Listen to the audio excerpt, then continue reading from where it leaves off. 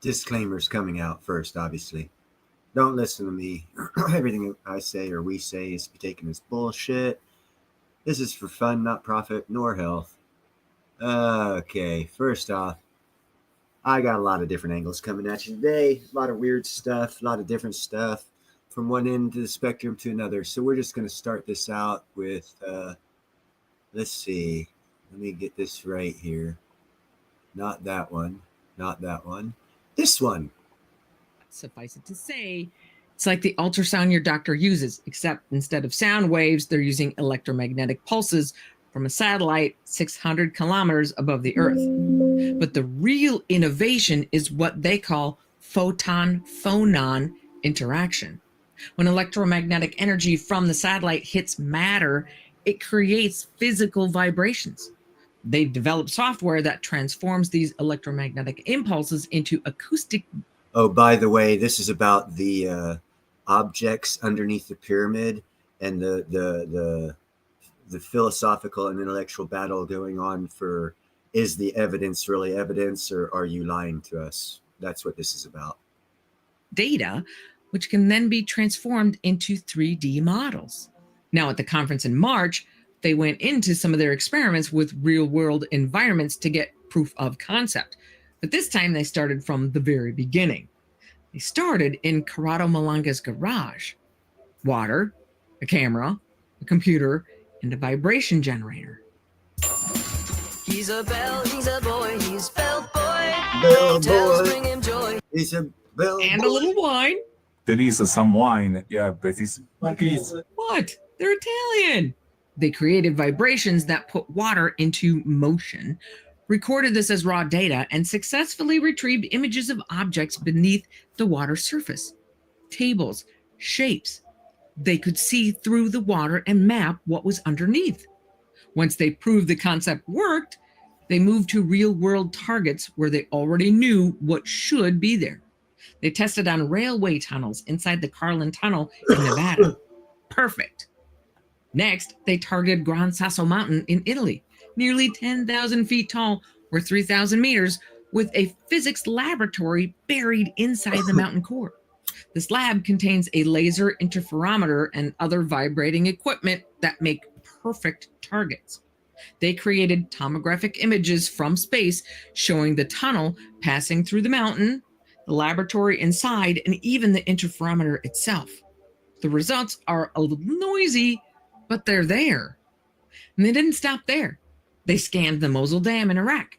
We got to see a glimpse of this in the first presentation, but this time they went more in depth, talking about how they detected the tunnels, the concrete injection work, and could even tell the difference between the two different types of turbines. Oh, by the way, this is a crossover technology they used to discover the stuff underneath the pyramids. They use this stuff in like Israel or Palestine to find out where all the tunnels were. That's why they flooded some of them with water about a year ago. You heard about the Palestinian Hamas tunnels being flooded with water. They use this technique to map all those tunnels too. So this has been used in military. And also back in 1991, the war that I was in, this technology could actually see 2 miles under the earth if it was sand on top of it. So in desert scenarios, it could see 2 miles deep through sand. And that's how we discovered where the Purple Army's bunkers were. And we used, wow, believe it or not, in 1991, these cool things called MOABs, Mother of All Bombs, and bunker busters. So the technology we just used on Iran is like fucking 50 years old. Inside the dam. They even mapped sections of the Gotthard Tunnel in the Alps. Every test validated their technique on known structures. One critical point, their 3D models are human created, not AI generated. They use artificial intelligence only to calculate probabilities for structure detection, but humans interpret the data and build the models from scan results. This matters because it means every structure they're claiming to find has been verified by human analysts of the radar data, not algorithmic pattern matching that might create false positives. It's also important to note that the only serious criticism the Khafre project has gotten so far is that they haven't scanned anything deep like a known mine shaft to prove they can see the 1.2 kilometer depth they claim to see in the Khafre scans. That should be an easy fault to remedy, which I hope they do soon. But back to the research. Now it was time to take the show to Giza. First stop, the Osiris Shaft, which is located on the limestone causeway that runs between the Khafre Pyramid and the Sphinx. This is a known structure discovered in the early 1800s and partially excavated in the 1930s. Previous scans and exploration have mapped out this labyrinth of tunnels down about This is 100 feet very, or very, very 31 meters, interesting. where it meets a pool of slightly salty water. The Khafre team's scans perfectly show all 3 levels of the shaft. And if you look closely, their scans show this shaft goes much deeper than previously known, 2.5 times deeper, with an enormous structure at the bottom. And if nothing else, it shows that the technology works to a depth of 100 feet, not the 2,000-foot depth they claim to have found structures in yet, but it's a start. In the Great Pyramid, they detected the famous 9-meter corridor that Professor Zawi Hawass discovered. We will chat more about him later, showing the room behind it with visible roof structure. They confirmed the large void that other researchers found, providing independent verification with completely different technology. so what's happening is they're But the validating. Khafre Pyramid remains their most spectacular discovery. What she's saying is the guys who made the discovery up underneath the pyramids of those cylindrical structures, their technology came under scrutiny. So what she's doing right now is going through a list of things that they did using their technology to prove that it worked on things already known underground. And that's what she's going through right now. Those gentlemen, that's why you haven't heard anything more about those underground structures, because those guys were brought under scrutiny for their type of technology they were using. And they had to go through around the world and do different tests to prove that their technology could see underground. That's what's going on right here. Distinct pillars extending from top to bottom, each surrounded by spiral structures, all connected through shaft systems. These aren't natural geological formations. They show clear signs of engineering and intentional design. Now, I know the images from the original conference left many people, myself included, thinking, how on earth did they get spirals from looking at these scans? And Filippo must have heard the same questions, because this time he actually shows us. At this point, he talks a little bit more about the pillars and the things they appear to have located up to 1.2 kilometers below the surface, reiterating what they talked about in the first conference. However, this time he adds that they have actually detected those same pillar structures under all 3 Giza pyramids. And just so you know, when they first saw the scans of those pillar figures, Corrado Malanga insisted that the color blobs they were looking at had to be just noise of some kind. So they changed their radar, they changed their satellite, they redrew all the images, and the pillars just kept coming back. 2 electronic engineers might have just solved one of the biggest Oh problems my God! with air 2 conditioning electronic and big engineers AC companies. solved the problem. In addition to the pillars, they're also investigating what they call the Tomb of the Birds tunnel system that runs below the entire Giza plateau, a network explored in the early 1900s that researchers say extends from the northwestern corner below the central pyramid.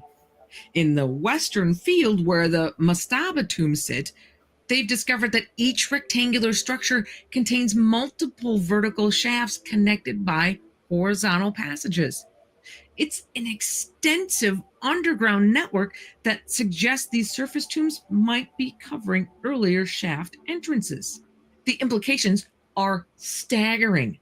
We're not just looking at individual pyramids with hidden chambers. We're looking at an integrated underground complex that spans the entire plateau.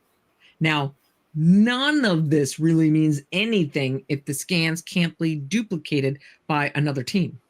So the Khafre boys are now working with Stanford University and other professional institutions to replicate their methods and validate their findings.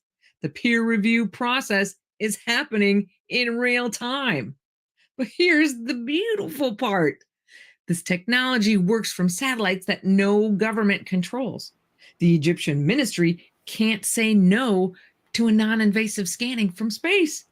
The data keeps coming whether they approve it or not. That's the beautiful This thing. new presentation goes a long way to backing up and expounding on the original claims. What seemed like impossible assertions now have documented technological validation. The team isn't just saying, trust us.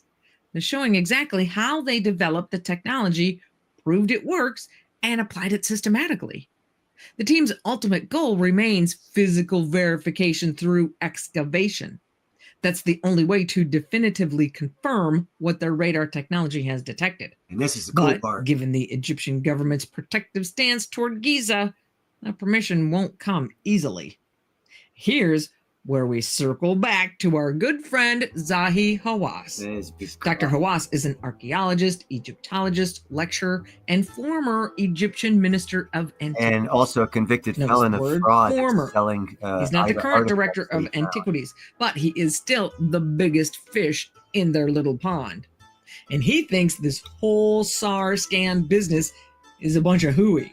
But then again, sounds like, according to him, he's the only one who knows the truth about the pyramids, and even claims to have discovered the Osiris shaft. Yeah, Do you, this do you know modern- about the Osiris shaft? How they've got a I scanned? Covered it. You did, right? Yes. But do you know that they use this tomographic? No, radar and they- no, I am the one who found it. Which is a lie. He excavated it in 1999 and got to the lowest point anyone can get at the moment, but it was discovered in the early 1800s by Giovanni Battista Caviglia and was first documented in 1933 to 1934 by Salim Hassan as being a bigger deal than just a hole in the ground. But of course, he has nothing to hide and nothing to gain, right? Are they online? No, in my book, Giza and the Pyramids. In my book, Giza and the Pyramid. Are there photos of this? Of course, in my book. It's in my book. It's in my book. If you go to my book, we'll never put it in line. It's in my book. You know, anytime someone keeps repeating the words like what he just did, it's in my book, my book, my book. They're lying. I ask the people online, but they are in remains in my book. Are they Yes, good to see? in my book. I don't. Boy. I don't go online. Why I have to go online? I go to my book.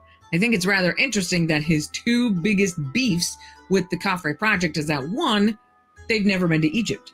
Well, when your data comes from a satellite that makes a trip around the globe every 90 minutes, you don't have to go to Egypt.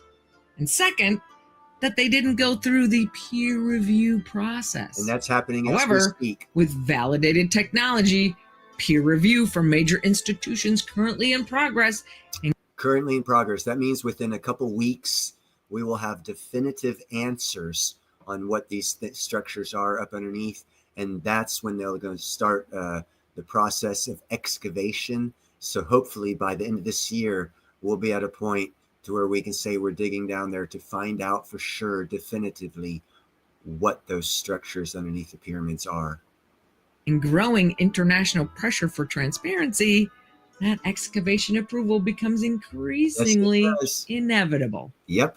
Especially considering that, at least to start, we don't have to do anything invasive.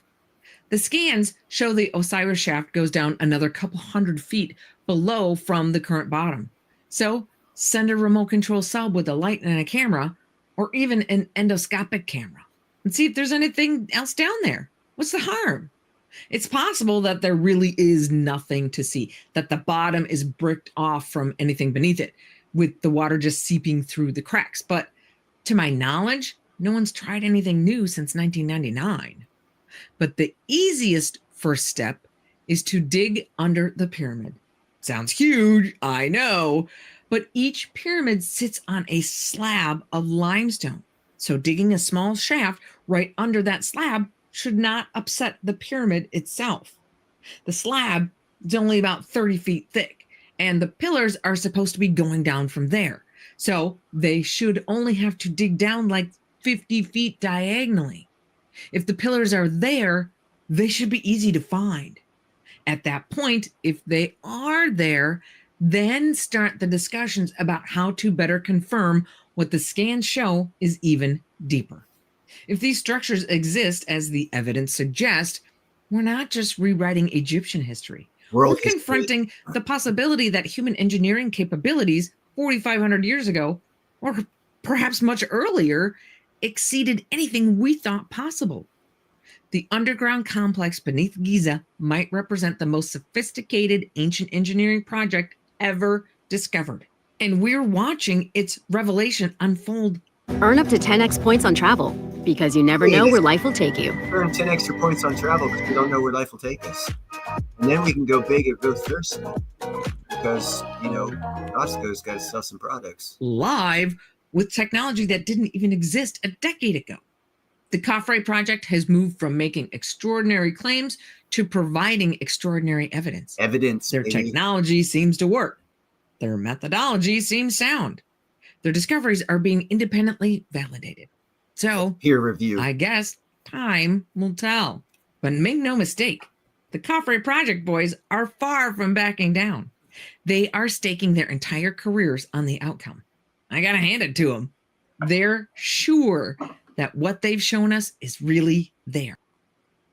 Well, what's y'all got to say about the first topic of discussion for today? Anything interesting to say? Any thoughts?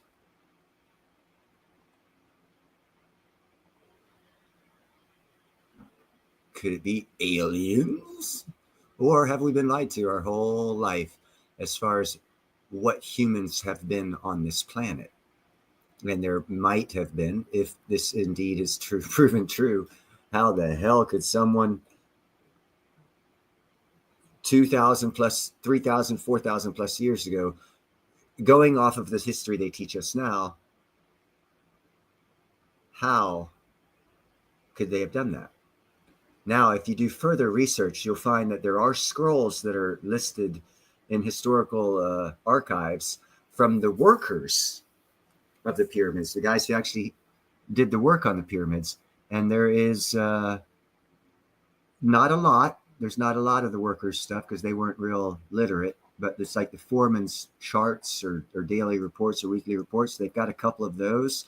And it shows that they had possible technology of being able to manipulate rock using sound, because they show these priests carrying these like 6 foot tall tuning forks and perfect cubes rising out and of the bedrock or out of the limestone or whatever in place. So if you think about it, if they had that technology, and the lady said that the base of the pyramids is 30 foot thick, why couldn't have the base of it been 50 foot thick? And they excavated the base to make the pyramid using that technology. Now, see, that's not in the history books, but what is in the history books, if you look real deep, there is descriptions of tuning fork type materials being held by priests moving big stones and pulling them out of the ground in perfectly cubical form, leaving perfect cubes in the ground. Now, why wouldn't you find those perfect cubes? Well, if they pulled it from the base that the pyramid's on, they would have taken that whole structure of limestone, evenly carved it out with stone. It would have left a flat base to build the pyramid. So that kind of sort of makes sense, but there's no real proof that's being pushed for that type thing. But it makes sense for that to be the way, because we do know that sound is you can do a lot with sound. You can move things with sound. Sound has patterns that you can document the patterns of sound. If you look at music, each instrument, each musical note, if you stick a white piece of paper on top of a speaker and put some like what do you call that? Gunpowder on it, small particulates of like gunpowder type stuff, and then you play a certain note through that speaker, that all of that gunpowder will vibrate into a perfect geometrical shape that represents that noise or that note. So there is a power behind sound. So in my estimation, in my theory, from the limited research that's been done, that's not been made public, it is possible to use sound to move and carve things and do all kinds of things that we don't know about now. And that's another one. Hey, what's up? Yeah, there's a whole civilization. They say it runs for 1.25 or 1.5 kilometers, several hundred to several thousand foot deep shafts. The whole it validates the story of the guy saying that the key to get up underneath all that is in the Sphinx, and that there's a wealth of knowledge like the scrolls from Alexandria and all these other lost knowledges throughout the years are supposedly stored down there. But that Swanee guy from Egypt has never let anyone go near it, saying no, no, no, and always says no. And all he's done is said no and not allowed proper excavation of these things that could have worldwide implications, because he says, oh no, only Egypt owns it. No, those things were around long before Egypt came along. Egypt inherited it because they landed on the land that it was built on. That doesn't make it theirs, but yet they're controlling it, denying all of us information, no matter what that information turns out to be. But now through space and technology, we are going to find out, and Egypt can't stop us, nor can Zohani, who's also a convicted felon for theft and stolen goods of those archaeological facts that he says he's discovered. So you really can't believe that guy too much. And as far as that goes, Tom, all you got to do is read history, bro. And not just Western history. Realize that history, when I say history, I'm not talking about just Western history. I'm talking about read German history, their history during the war, see what their perspective was. Go back a couple further, 1,000 years. Read both sides of the history, the winners and the losers, because you'll get a better perspective of what actually was. Because we all know winners write history. So you can't really believe history to be 100% factual. It's biased to the winner. So you got to approach history with that mindset before you start researching history. And then you got to back check yourself and see the other side of that history, who lost it and how did they see it. And then you can come up with a better actual vision of what that history was at that point in time, if you can get that information. Most of the time, the people who win history end up destroying the part that doesn't agree with their version of it, or during the making of the history, such as many evil leaders throughout time, they'll burn all the books. I mean, they're doing it in Syria and in Iran. They're doing it. They're going into these megalithic old structures and destroying them, erasing evidence of the past, so that they can pass on their version or their version of the history of the past, because they negated the evidence that proves them wrong. And that's how biblically you can get an antichrist coming in and changing the history of religion for a newer religion. Like say the new religion might be a Judeo-Islamic instead of Judeo-Christian. And that fits in with the biblical term, biblical vision of what's going to happen. So, if they erase history that proves that Islam is actually a cult and not a real religion, they'll be able to pass on a bunch of lies if for somehow they get control to where they are the ones that write history. See, so history is not factual. It's written by the victor. And if you understand that, you can look into it from a different perspective and get research that you wouldn't have looked at to start with. So that way you can get a better estimation of what the hell actually happened. For example, Alexander the Great is supposed to be the greatest conqueror of the world, but yet he never conquered India. He went in there with his war elephants and everything. And you want to know what history will tell you? If you research it, you won't find this on Google or Wikipedia. You really got to get out and read some shit. You'll find out as Alexander the Great tried to enter into India over the Alps, that he was bombarded with what is described as fiery rocks from the sky, descended down and actually killed part of his army. But that's not documented in the history that we have access to. So if you actually do a deep dive on Alexander the Great and every bit of knowledge out there from him, from the Indians' perspective, from the Mesopotamians' perspective, which is now not there. So you got to go to those countries where Mesopotamia was to research their historical documentation that they've allowed to be made public. You see how hard it is to research? That's why if you find out someone who actually knows history and has done this type of research, listen to them. Don't believe them, but at least listen to them because they can give you a base of where to go to do your own research. Himalayas, yes, thank you. Sorry, wrong one.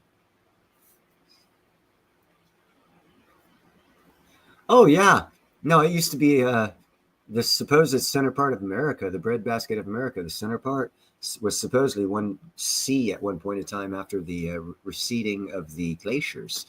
That's why it's all flat. All the fucking glaciers got melted down, carved out the mountains on the east coast and west coast, and flooded the whole center coast. And the weight of that water pushed down the crust of the earth, making it even more feasible for it to be filled with water until such point in time that something else happened to drain that water out.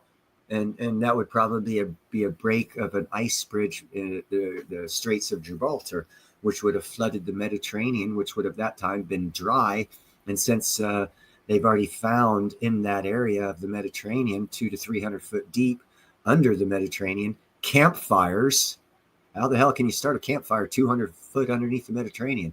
Well, if you do your historical research, you'll find out that there was a great flood, and it was because the ice age was ending, and there was an ice bridge across the Straits of Gibraltar holding back the Atlantic Ocean. And when it broke, there was one hell of a flood, and it killed everybody that lived in the Mediterranean area until all the water receded. And that would have drained the water that filled the center of America, or one possibility thereof. Not that I have any facts for that whatsoever. That's all speculation. I've never actually gone and pieced together information to get the facts on that. That's my theory. I don't know if the timelines actually line up though, so it's not a solid theory. I haven't put no real. It's just a theory. Yeah, it's not. I haven't researched it thoroughly enough for it to be anything more than a theory. Because I don't have time, and I'm fixing to go back to work, so I'm gonna have time to do nothing. I probably won't be online as much either for about 4 or 5 months, starting the beginning of next month. I might be able to do Sunday live streams, maybe. And I wanted to let y'all know that. Now let's get into the next topic of discussion. And this one, like I said in the video there, it's all over the place. So we go from talking about the pyramid structures and everything to now we're going to find out, oh, this is going to be fun, about Biden's auto pin. And we're going to find out if people actually have immunity from prosecution or not. And the evidence has been released. Biden administration officials and Democratic Party officials telling us not to believe our lying eyes. We can play the video. Does the president have the stamina, physically and mentally? Oh, I don't think we need to see this part of it. Even after 2024. Don, you're asking me this question. Oh my gosh, he's the president of the United States. You know, I can't even. Mental acuity is. To keep my immune system supported, I just flipped through fucking 3 minutes. It's a 7-species blend, saying he was solid in mind and body. It's fine. It's as good as it's been over the years. He's fine. All this right-wing propaganda that his mental acuity is declined is wrong. And this kind of sense that he's not ready for this job is just a bucket of BS that's so deep, your boots will get stuck in. Mr. Spicer, I wanted to ask you, you alluded to this, but the media is so desperate to make sure President Trump never got back into office. Of course, you saw the lawfare that took place, but then, of course, this narrative that Joe Biden was fine, don't believe your lying eyes, until that they couldn't deny it anymore based on the debate.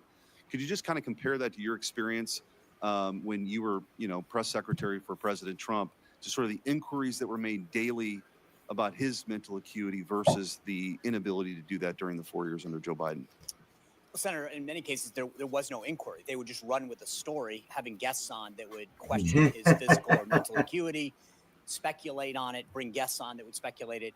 We would often then push back on those kind of stories. That's in vast contrast to the lack of any kind of curiosity that existed throughout the 4 years of President Biden. I think the difference was they would seize on the simplest thing with President Trump, whereas in President Biden's case, there was multiple issues of physical, mental confusion, him going in the wrong direction, him falling down, him misunderstanding an event, or not being able to finish the sentence. That was never the case with President Trump. They were almost manufacturing instances in his case without actually trying to get to the bottom of a story or inquire within the press office to get our response. They would go with the story, then we'd push back. With Biden, my understanding from the conversations that I would have with the media is they would never ask. They just literally were basically afraid to go there. My last question will be for Mr. Spicer, Legacy Media. How in the world do we hold them accountable? If all of us on the outside can see it and we are saying, get to the bottom of this, but yet they refuse, what mechanisms should we put in place to be able to hold them accountable for not actually following what is clearly in front of them? Senator, you're asking the right question. When it comes to accountability, it can't be overstated. When the Biden White House stripped 440 White House hard passes from independent journalism. Bingo, red flag. The first thing they did is they took away 440 press passes from people that would ask difficult questions. And then for 4 years, journalists, they were attempting to control the narrative, to make sure that no one who wanted to hold them accountable was silenced. Yep. Part of what I think this administration has done so well is bringing in new voices, people from disparate backgrounds of all sorts, to ask the White House press secretary, to ask the senior staff, and to be able to hold them accountable. Part of it is allowing other voices in the media. We've seen what the legacy media did, but that's why I think the growth of independent media is so healthy for our democracy, and we need more of it, not less. What about you, Mr. Spicer? Do you stand up and do it and tell the truth and run, or do you have a greater obligation to your boss? Well, luckily, I didn't have that problem. But I would say that you have a moral obligation as an American, as a citizen, as a human being. If the leader of the free world cannot conduct themselves to make the decisions that are critical to this country and to the world, you absolutely have a moral obligation to follow the chain of command. And if they don't act, then you must. The president normally goes under a routine physical every year. In the case of President Biden, it was Dr. O'Connor who affirmatively stated his fitness for office. The doctor is probably the most competent person to attest to the president's fitness for office. The doctor should be held accountable for stating in the affirmative that President Biden was fit for office. Thank you. Thank you, Mr. Chair. Thank you. Senator Cruz. Love the sound of that one. Thank you, Mr. Chairman. The Biden administration may go down in history as the most brazen constitutional fraud in American history. A Potemkin presidency fronted by a failing puppet with staffers behind the scenes pulling the strings. 100%. This is not political hyperbole. The American people saw it with their own eyes during the June 2024 debate.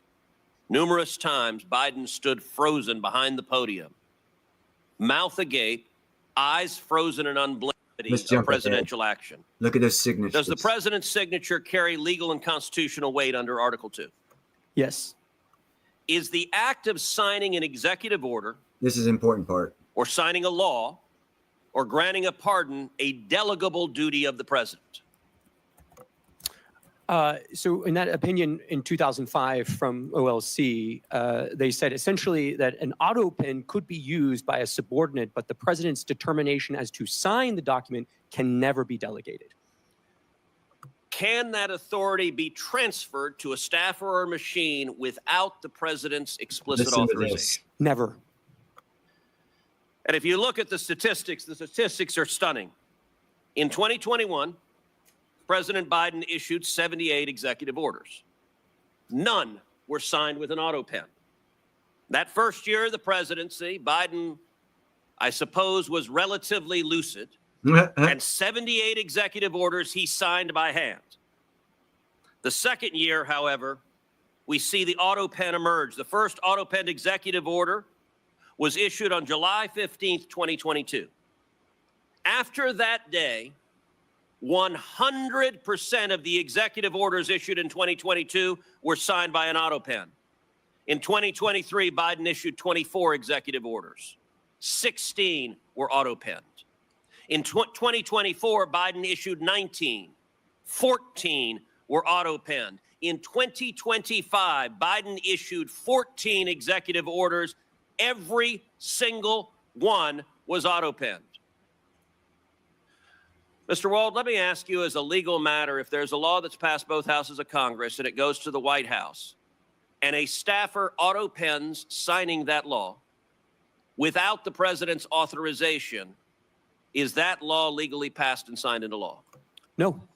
That right there is going to be the contestation point of a lot of things that are going to come. If an executive order is issued and a staffer auto pens it without the president's authorization, is that executive order legally binding? No. And if a pardon is issued from the president of the United States and a staffer auto pens it without the president's authorization, is that pardon legally binding? No. Wow. You hear the can of worms that just got opened up? Under the Biden White House, the ceremonial song, Hail to the Chief, was effectively replaced with Hail to the Pen. And it was an outright assault on democracy. And every reporter covering this ought to ask, why doesn't a Democrat care? We heard about the moral responsibilities of a staffer. How about an elected senator who knows damn well that if we get into a war and Iran is preparing to fire a nuclear weapon at the United States, that the commander-in-chief is busy playing with his Jell-O? Sorry, guys, I got to end it there. Playing with his Jell-O. Woo! All right, that was a good one. Let's have a little discussion about that. You do know that, and then the reason why I pointed out is if they can validate, which they already have. I've seen it with my own eyes. A doctor testified that Biden was incapable to stand trial because of his mental facilities.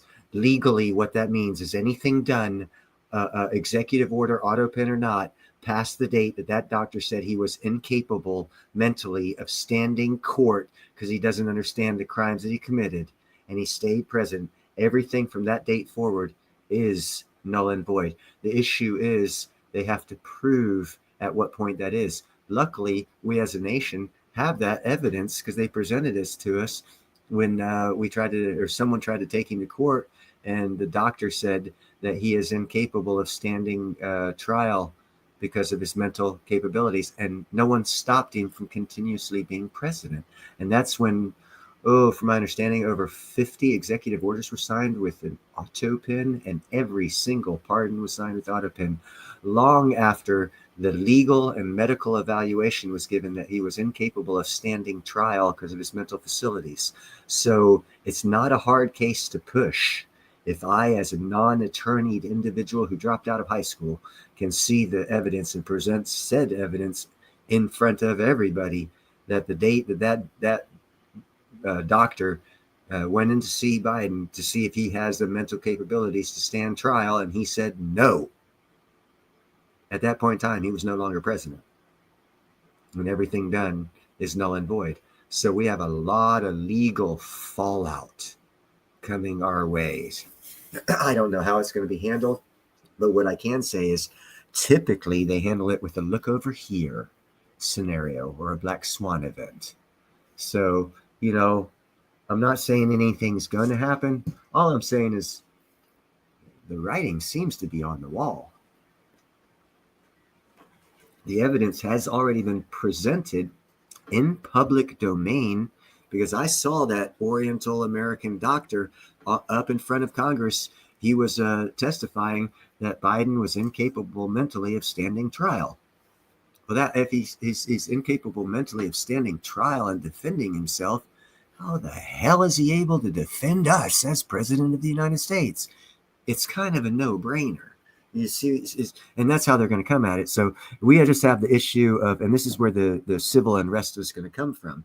They're going to have a lot of people out there that are going to back everything that Biden did not do because he was mentally incapable of it. And all those auto pens were actually staffers, i.e. infiltrators, insurgents, traitors, changing the law, forcing all of us to live under their perception of reality because they basically had the keys to the candy store because the guy behind the counter was playing with Jell-O. And we all have to live by those rules? I don't think so. So there will be a reckoning coming. And there's going to be a portion of the nation that's going to freak out that the rules and laws that they paid for to have passed illegally are going to be rescinded, and they're going to get pissed, and they're going to run out in the streets, and they're going to go riot, and everyone's going to feel sorry for them. Yeah, that's why you keep feelings out of politics, because once you bring feelings into politics, I feel sorry for all the Germans that got turned away in between World War I and World War II, because they were thought of as a security threat. And they got turned away. And yet at the same time, these idiots are out there allowing security threats to be ushered out of court by a judge, and that judge be able to keep her job as she's illegally taking felons that are wanted for multiple felonies who are here illegally. It's like, wow, the insanity that we have out there and the cleanup that needs to be done is outstanding. All right. Well, anyhow, that was story number 2. First story was on the what's underneath the pyramids. Second story was the capability of the last president and when he lost his mental facilities and when it can be proven, so that all of his auto-pin pardons are null and void. Now, let me see what other one I have here.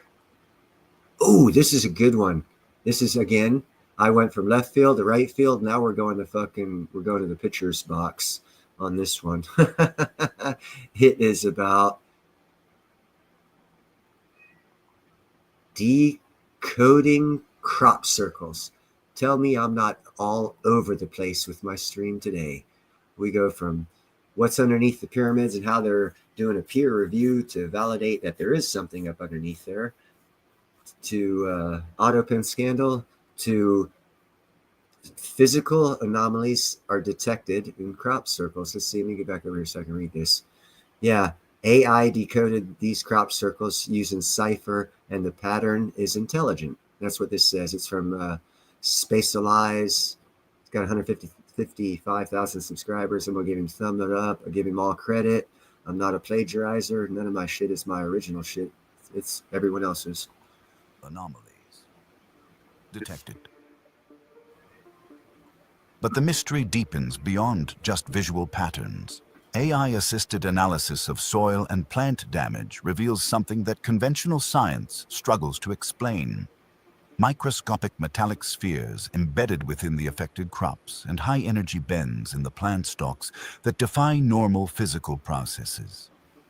When investigators applied thermal imaging technology to these formations, they discovered anomalous heat signatures that correlate with visitor experiences. The hands turning red phenomenon, reported by many who enter these circles, has now been backed by thermal overlays, suggesting some form of residual energy remains active in these locations. That's most puzzling to researchers are the electromagnetic.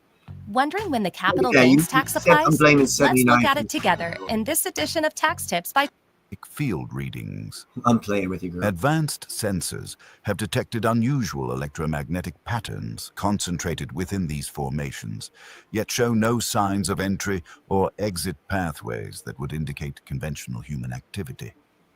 The plant nodes themselves tell a compelling story. They appear bent at right angles. A physical transformation that laboratory tests indicate can only be achieved through application of intense, focused energy. This is not consistent with mechanical flattening techniques used by known human circle makers. Perhaps most intriguing are the microscopic metallic spheroids discovered in soil samples taken from these formations. Analysis shows these tiny spheres have undergone some form of rapid heating and cooling process that can't be easily replicated with portable equipment. If you find these revelations interesting, don't forget to subscribe. Don't subscribe. We bring you discoveries you won't hear anywhere else every week. Discoveries. Truly unusual happening with a small percentage of these formations. As one expert candidly admits, this acknowledgement from skeptical experts is what prompted the development of advanced AI pattern recognition systems specifically designed to analyze crop formations. It's crazy when you think about it. We can land rovers on Mars and detect black holes billions of light years away. But right here on Earth, many insurance companies still try to lowball people after an accident, like it's the Stone Age. If you ever get seriously hurt, your case could actually be worth millions, which is why you might want a stellar legal team fighting to get you the compensation you deserve. That's why so many people check out Morgan & Morgan. America's largest injury law firm. They don't settle for weak offers. Just recently, they secured $12 million in Florida and $26 million in Philadelphia for injury victims, 30 to 40 times more than what insurance companies first offered. And here's the real-world physics of it. If they don't win, you don't pay. No upfront fees, no hidden charges. It's completely free unless they win your case. They've even modernized the whole process. You can submit your claim and chat with your legal team right from your smartphone. If you ever got seriously injured, your case could be worth millions, and you're only a few clicks away from potentially changing your life. It's so easy. You can start your claim now with Morgan. Let's skip all that bullshit. Neuroaesthetics. The brain responds differently. The mystery extends beyond the fields and into our minds. Recent neuroscience research using EEG tests reveals that viewing images of complex, authentic formations triggers unique brainwave patterns that don't occur when viewing known hoaxes. In controlled studies, these authentic formations light up visual spiritual centers in the brain, regions associated with pattern recognition, but also areas linked to experiences of awe and spiritual significance.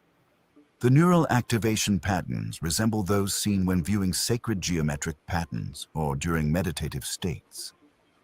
Using advanced imaging technology, AI systems have created visual overlays comparing human neural reactions to these formations versus random patterns or known hoaxes. The difference I thought it is was just striking, me, 79. suggesting these formations may be uniquely tuned to human perception. This raises a provocative question. Are these glyphs designed to talk to our subconscious?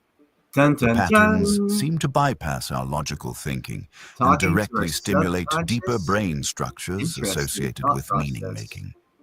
What's particularly compelling is that AI can now predict which formations will trigger these unique neural responses based purely on mathematical analysis of their geometric properties before any human ever views them. But what happens when we map these symbols to the sky itself? The most shocking discovery might be how these formations connect to celestial patterns. When AI analyzed the famous Mandelbrot set crop circle, it revealed something extraordinary. This isn't just art in a field, it's a mathematical message of astonishing precision. And what AI has uncovered about its connections to astronomical alignments will challenge everything we thought we knew about these mysterious formations. Cosmic map theory. AI cross-referenced hundreds of formations with quasar and pulsar alignments, revealing correlations that defy coincidence. These aren't random patterns. They're precise celestial maps. One 2008 formation mirrors a very large array, Ville. No logged pulsar cluster with stunning accuracy. The geometric relationships between elements in the crop pattern exactly match the spatial arrangement of these distant celestial objects, down to proportional distances and alignments. What's most intriguing is that several formations appeared just days after new astronomical discoveries were made, before these discoveries were publicly announced. The AI analysis shows that these formations contain accurate representations of celestial objects that weren't even in public datasets at the time they appeared. This raises a fascinating possibility. Could crop circles be a celestial broadcast, not just a ground signal?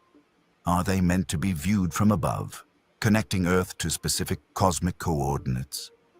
AI pattern recognition has identified recurring motifs that appear to function as celestial markers, pointing to specific regions of space. Some formations seem to encode star map coordinates with mathematical precision that goes beyond what would be expected in artistic representations. The cosmic connection theory gains further support when AI analyzes the timing of these formations, which often correlate with specific astronomical events, alignments, eclipses, or meteor showers, suggesting a deliberate synchronization with celestial mechanics. The AI Turing test. What if AI was asked a simple question: which of these patterns are intentional designs? Researchers conducted exactly this experiment, creating what they called a crop circle Turing test. The AI was given two sets of images, known human-made patterns and computer-generated shapes, and trained to distinguish between them. But when presented with the unexplained formations, something unexpected happened. The AI consistently misclassified authentic formations as algorithmic anomalies. It couldn't place them in either the human-made or random categories. The internal symmetry and information density of these formations appeared too advanced for human tools, yet too structured to be random. This classification problem stumped the most sophisticated pattern recognition systems we have. The complexity revealed by AI analysis shows these aren't just pretty designs. They're information-rich structures with multiple layers of embedded patterns, from the macro scale down to individual stalk arrangements. What particularly confounds the AI is how these formations maintain perfect mathematical relationships across vast distances without any apparent reference points or measuring tools. The precision exceeds what would be possible with conventional field creation methods, especially under nighttime conditions. This isn't just about aesthetics, it's about information theory. The AI detects a level of encoded data that exceeds what would be expected in human artistic expression, suggesting these formations might function as a form of communication rather than mere decoration. Measurable aftermath.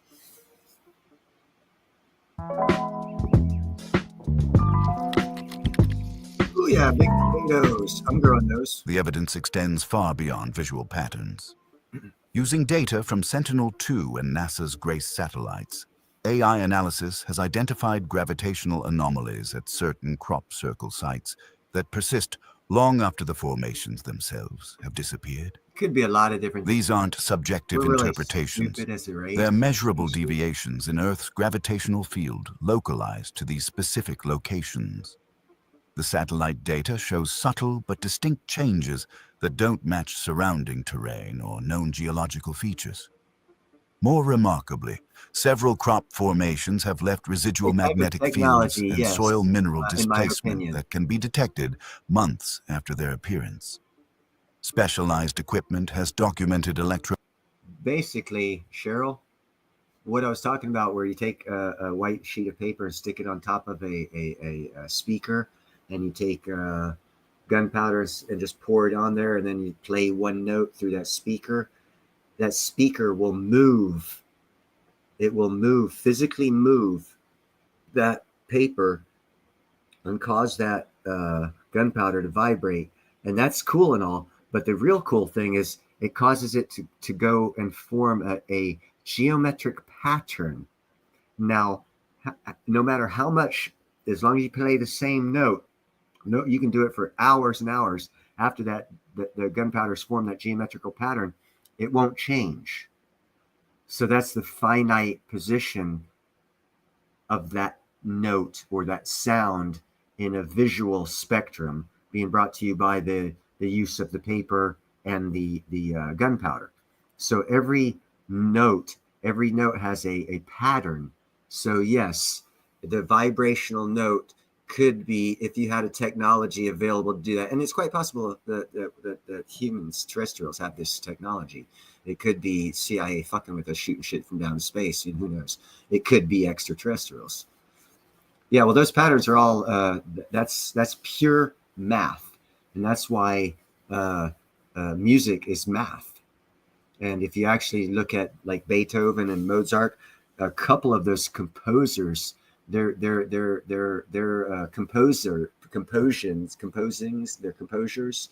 music is mathematically sophisticated, trigonometry based.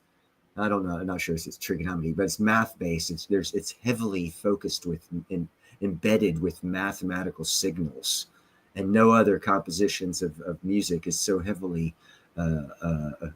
fixated with math than the classical Mozart's, Bach, Beethoven's. So that's why they say music tames the beast. It's because it's the mathematical rhythmic patterns of that mathematical note that hits that creature entity and it causes a certain feeling. The same way as a bee. They've got studies that the sound of the bee buzzing helps veterans with PTSD. Just that note, that C sound, and that's the sound when you hear the bzzz, it's a C-based note. So they found that note played over and over in a background in a white noise scenario actually helps people with PTSD. So there's a lot to be said for sound that we don't understand. So it is possible, very much so, that hey, what's up, Gerald? That it could be a sound that does that. I'm insane? Is that what you're saying, girl? Everyone already knew that. That's old news, girl. Catch up. You behind.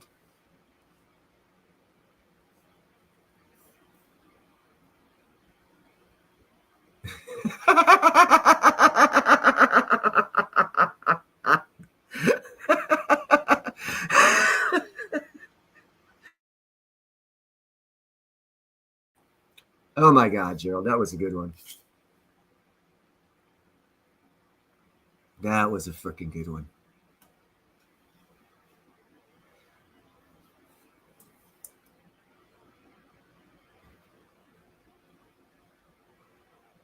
Oh yeah, and if you look at actually at dogs, Cheryl, they've got this. I've seen it. I'm sure it's for most any animal can use it. It's a sound and light, a red light and a sound that comes out of this machine. Supposedly helps older dogs' joints to where it takes them from barely being able to walk back to being able to run.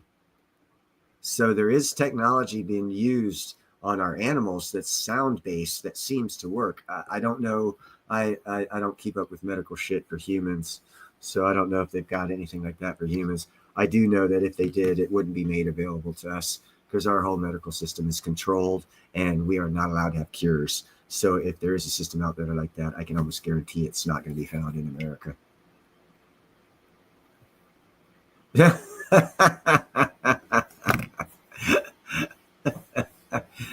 Oh, that's funny. Funny. If you guys don't know, Sal is Saltiva Metals. He's on a couple times a day. Worth subscribing to if you don't. He's got some good stuff when he gets yes, JM. There's it's all frequency based. You can see him on YouTube. They'll be like, sleep with this music. It's the frequency of 7777 hertz or megahertz or whatever. And it's like 3 hours of just nothing in that hertz range. So they are, but see, that's not scientific. That's more humans just wanting to make money and bring attention to themselves. And there's no science base to it. Even though, having said that, I agree there is something to it. It's just not been, I mean, anyone can state anything at that point in time because there is no validation of it. This is and that isn't. So therefore, everyone can say they know because there is no actual evidence of which one is right, is what I'm saying. Not that it's not true. It's just there's no evidence of which one is right. There is a lot of evidence, as we've seen in this video right here that we've been watching. There is a lot of evidence for it. Electromagnetic anomalies concentrated precisely within the boundaries of these formations. Laboratory analysis of soil samples reveals unusual crystalline structures and mineral alignments that suggest exposure to intense electromagnetic fields. The soil composition itself appears altered at the molecular level in ways that conventional farming equipment or human activity cannot explain. As one researcher put it, the crop was flattened, but the earth was changed.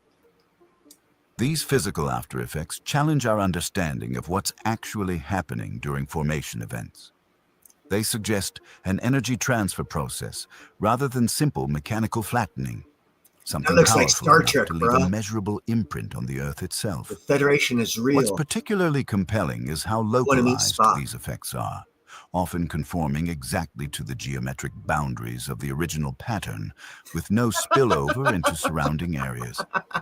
This precision points to a highly controlled process rather than a natural. For that to happen, they'd have to happen in South Africa, Russia, or Canada, because that's the only place they're mining platinum.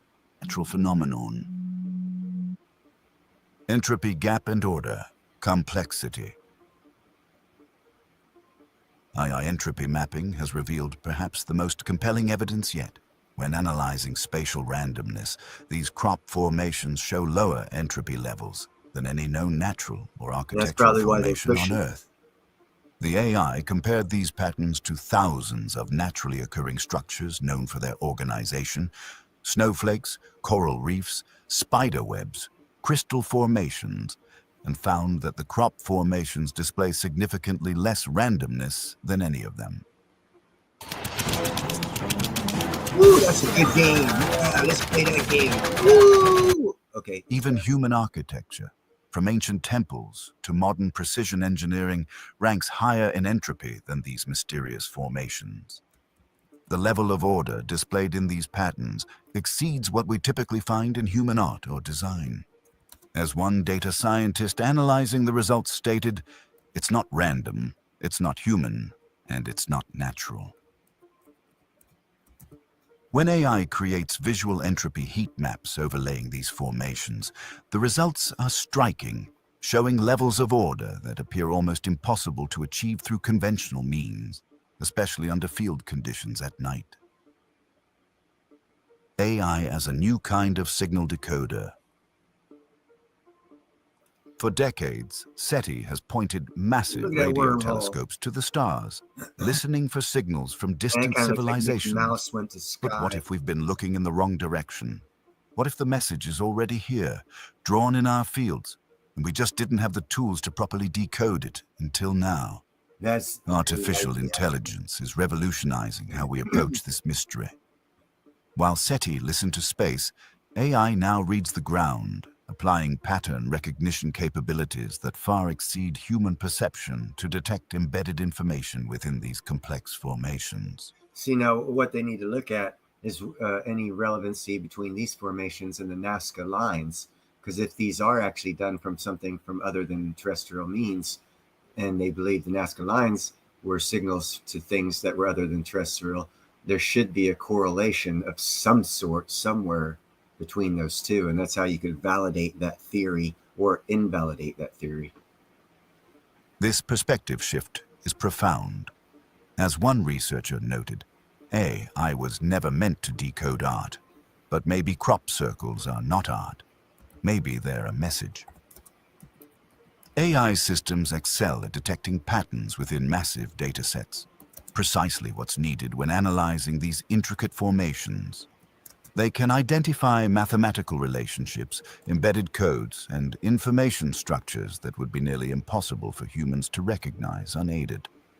What's remarkable is how AI consistently detects the same anomalous patterns across formations separated by years and continents, like I said, I wanted to suggesting a bring coherent variety language of or communication system that transcends individual design. We started off with The implications pyramids are and the stuff they extraordinary. found underneath the pyramids. If these Then formations we do went contain to, encoded information, as auto AI pin analysis increasingly suggests, what's we going may on be there and how witnessing we're in communication crop circles. attempts So I that have just been wanted occurring this for live stream decades, to be about, waiting for our technology far to left advance field, enough far right to field, recognize and and decode not even them. in the field.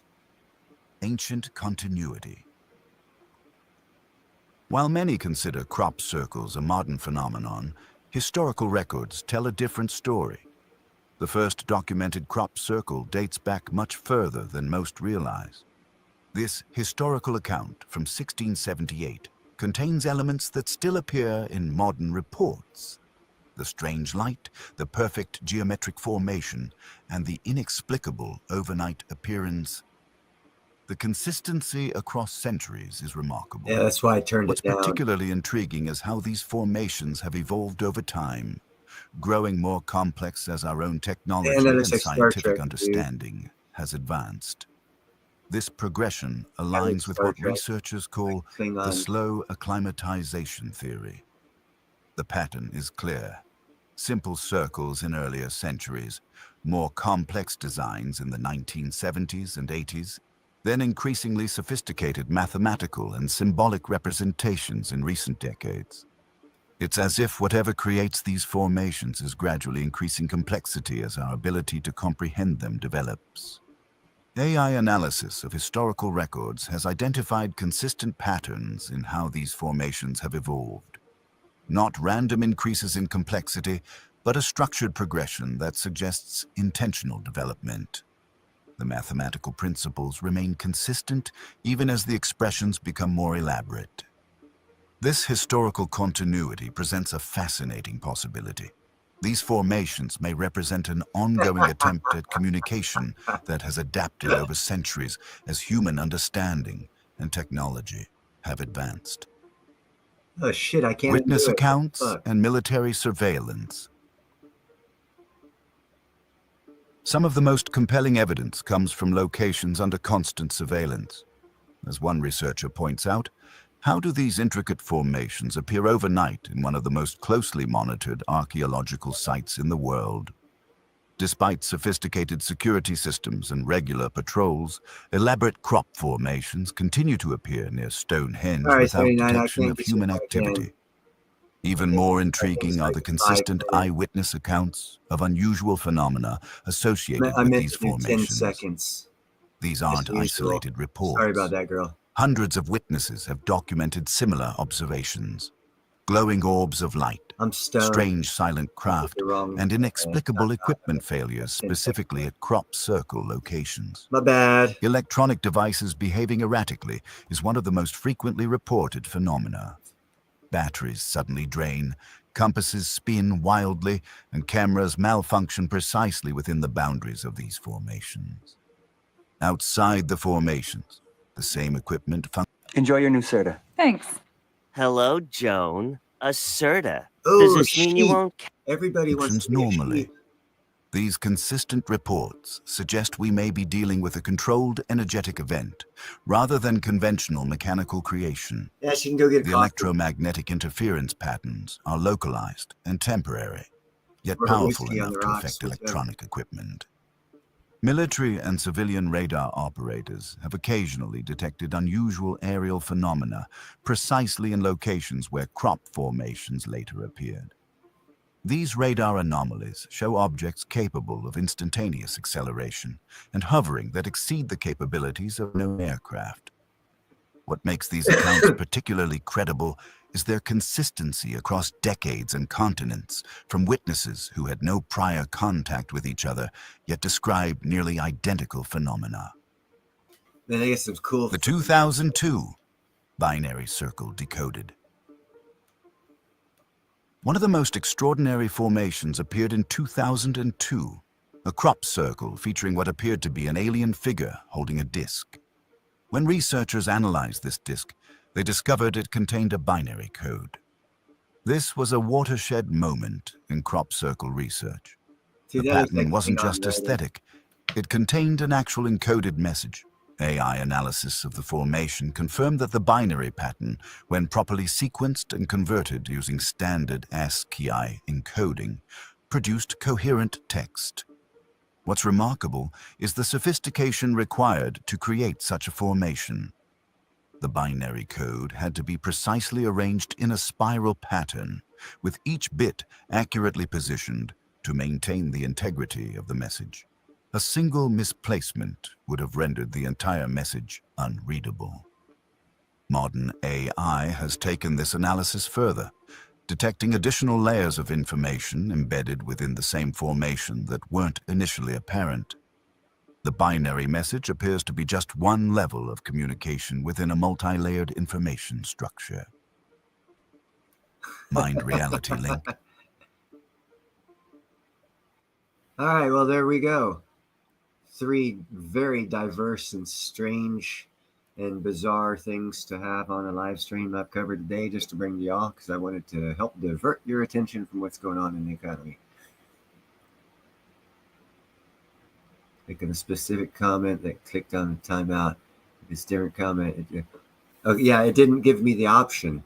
I went to back on YouTube here to the actual comment. And I can read it now. It's not like invisible because I hit the button that says read comment and it says or drown your voice. Then I hit those 3 dots to the left of it and it says channel activity, go to channel, replace pinned message, report, remove, put user in timeout, hide user on this channel, or remove standard moderation. And I don't want to do any of those. I want to undo the timeout. There's no button there to do that. Sorry.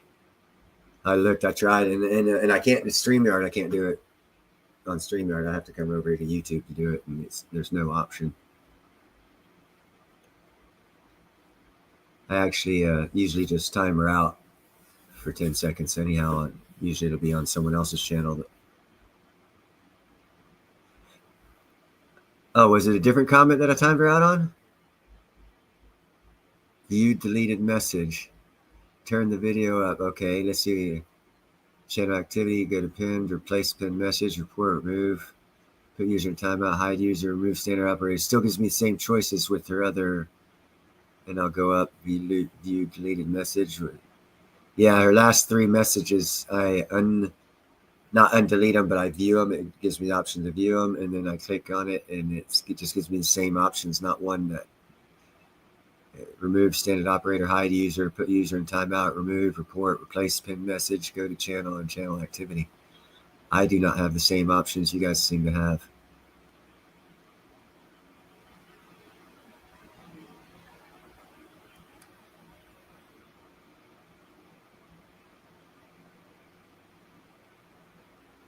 Now maybe I can go back up and click her for timer out for 10 seconds. And that might bring her back. Yeah, okay, yeah, it says here standard. It was a 5-minute timeout. There. Now I put it on 10 seconds, so she should be back. But there's no untimed them out.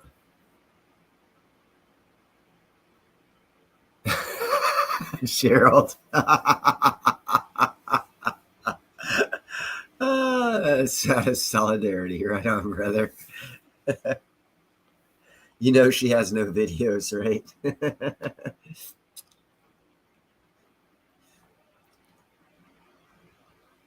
Hey, Knackers, where's there? There he is. What's up, Knackers, excuse me. Yeah, you missed a good one, man. Did the first 30 minutes on the pyramid structure discovered up underneath it, and the validation and actually ongoing peer review of the whole thing, so that way other people can validate or invalidate the claims made by the team that made the claim that there are those spiral things underneath there. And then we went to what was it? We went to AutoPin, the Biden AutoPin scandal, and then we ended up with crop circles. It was a very, very diverse set of talking points today. Another thing I would like to talk about is if you think about the theory, they say at one point in time all the continents made one continent called Pangea. There's something seriously wrong with that thought process in my mind, because if you take and you study how gravity affects our tides, our tidal action, and you find out that the moon actually does have a pull through gravitational connection with Earth. It actually raises up. If you look at the Earth as a cylindrical device from the outside, looking at it with the moon there, everywhere the moon is, the sea rises slightly where it's at because of the gravitational pull that it has on the Earth.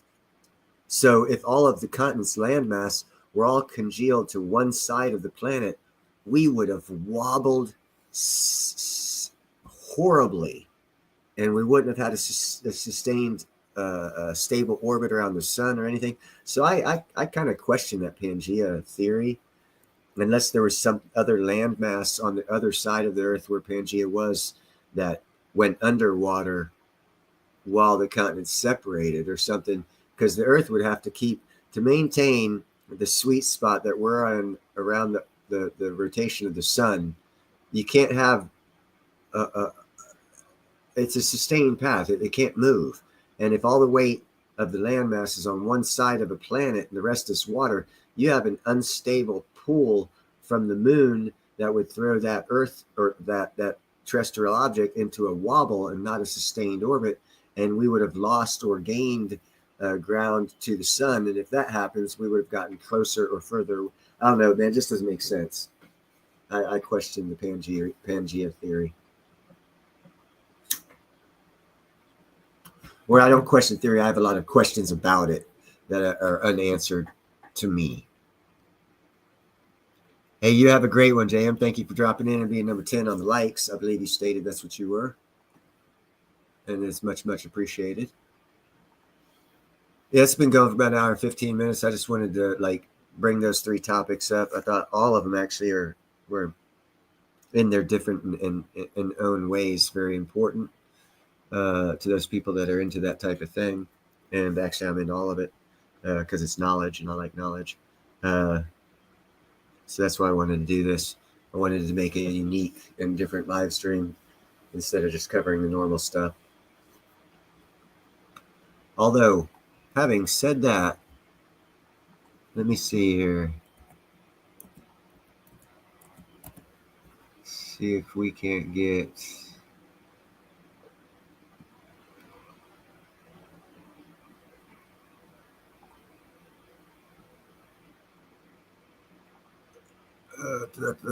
yeah, okay.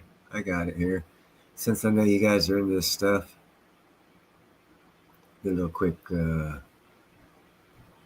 where the hell is it? Ah, there it is.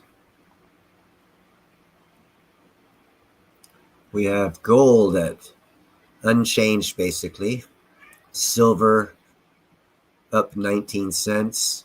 Oh my goodness, platinum up $31. And palladium up $33. So basically, the change for gold is 0%. The change for silver is 0.52%. The change for platinum is 2.45% positive. And the change for palladium is 3.16 positive. So the precious group metals are going up today. Interesting. And the bid ask on rhodium is $450 spread. That's a high spread. Interesting. But I knew y'all like that stuff. So there it is. I appreciate that. I like bringing good info. It's the bullshit info I don't like on a lot of these channels, or the repetitive, uninformed info. It's misleading and deceiving to others, and that's not good. But anyhow, you guys have a great week. I will hopefully have a job by the end of this week, or hopefully next week. Y'all want to drop and say a player for me to get this job and keep it. That would be great. I'd appreciate it. It'll be worth more than a super chat. Having said that, thank you very much for showing up. And you guys have a great night and a great week ahead.